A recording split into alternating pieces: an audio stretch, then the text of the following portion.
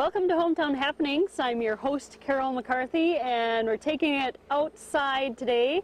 And I'm standing here with Howard Mooney from the Minnesota DNR, and you're in the Forestry Division. Right, that's correct. And what we're going to talk about today is tree harvesting. Yep. I understand tree harvesting, we're in a kind of a full harvest right here, Right. but tell us a little bit about kind of the who, what, why, when, and where of tree harvesting. Let's start with why do you do tree harvesting? Okay, we do the main reason we do tree harvesting is because we need and we use wood products. That's the basic reason, and I want to stress that wood is a renewable resource, and so it's a very good resource for us to use, and we aren't depleting it. But basically, in our lives, we live in homes built of wood, and we use many wood products and paper products, and those all come from trees. All right. And now we were talking a little bit about before the show, kind of, you know, the DNR sort of has a map of areas to be harvested. So, and tell us a little bit about what kind of wood is harvested and how that happens.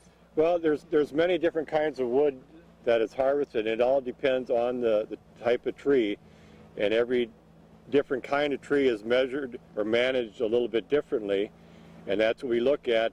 We first do an inventory of the woodlands, and we work with state lands and also on private lands, but we do an inventory so you can see what is there to start with, and then depending on what species are involved in the woods, and there can be, you know, a lot of different mixes of different kinds of trees, and we'll decide how we're going to manage that piece and what kind of a species we want to see there in the future.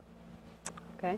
All right. And so to harvest these trees, you bid out Right. to people like Melvin Moe. Okay. They place a bid in, and they have to Right. actually bid on the actual Right. project. We'll select tracks to be cut, and the situation, or this tract today, is basically an aspen tract, and we will select out the oldest tracts of aspen that we have, and each forestry office does this, and each forestry office has what's called an allowable cut, meaning we can cut so many acres per year and have a continuous supply and not run out. We don't try to go out and just cut every single acre that we have in 2 years and then wait 40 years for the time to harvest again.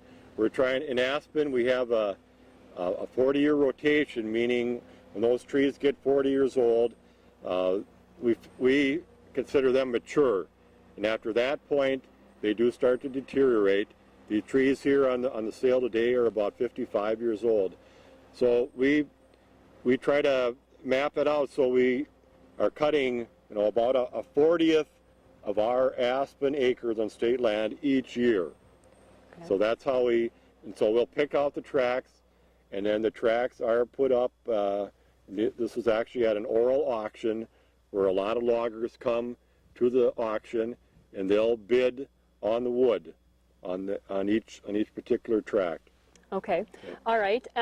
So the equipment that is used, the loggers actually are required to have that equipment, because you kind of lay it all out on the bid, and they can right. The loggers, they own the equipment. They're in the logging business, and it is a big business. We're on the western fringe here at Detroit Lakes. We're on the western fringe of the forest area, you know. But from here east, all across the state, logging is a big industry. It employs, you know, many people. The mills that make the product, you know, from wood furniture to paper.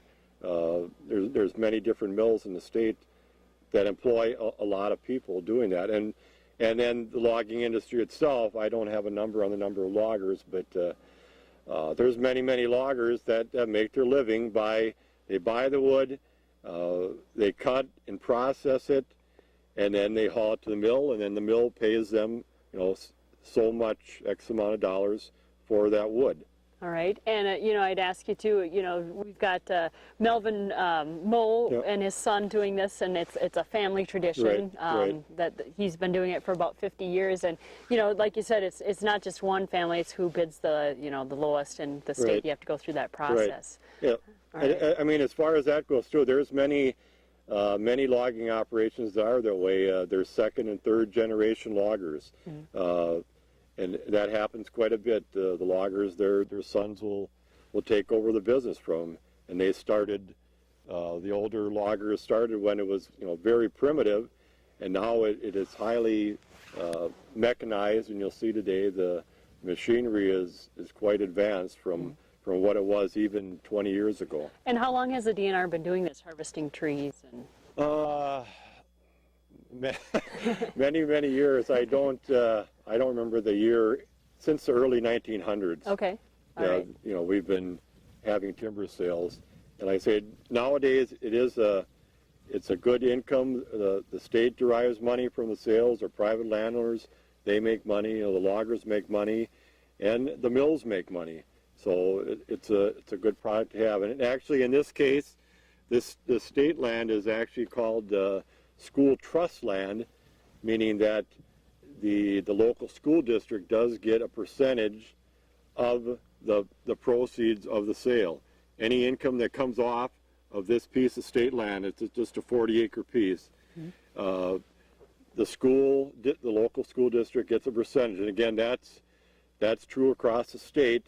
Not all state land is school trust land, but there are scattered parcels of this school trust land, and any income off those lands, it's set up by law that a certain percentage goes back to the schools. Okay. And so the schools make a little money off the proceeds also. All right. Yeah. And this timber harvesting, timber sales, it happens all year round, right? It's not Yeah, just it the winter. does. It's just some seasons may be easier than others. Right. It's probably heavier in the winter because there's a lot of sales that's the best time to access the sale. And like Melvin said, the slowest time is probably during what we call spring breakup, from when it turns warm and everything is thawing and the frost is going out of the ground. That's probably the slowest time of year because we don't want the loggers to rut up or damage a site getting the wood out. That's the goal, is to try to get the wood out, minimize the damage, to the soil, and still get the product out. I just like to say again, a lot of people confuse logging with deforestation. And deforestation, like we hear things about the rainforest, where they're going in and let's say they're cutting all the trees down, and then they're turning it into farmland or mining it, whatever. I mean, that is not the case on our logging sites. The woods or the forest is remaining forest. We are harvesting the trees, and we are either getting trees to come back naturally, or there's a large amount of tree planting that goes on every single year, trying to grow new trees, and we do that. And so again, if a person sees a logging job, they shouldn't think, okay, that forest is gone. The large trees are gone, but there will be new ones coming back, and eventually they will grow into large trees again. And so, and again, we can't. We can set aside areas, and we do that, like Itasca Park. We've got some very old trees there, probably the oldest trees in the area, and those have been saved. But again, all trees won't all live to that old age.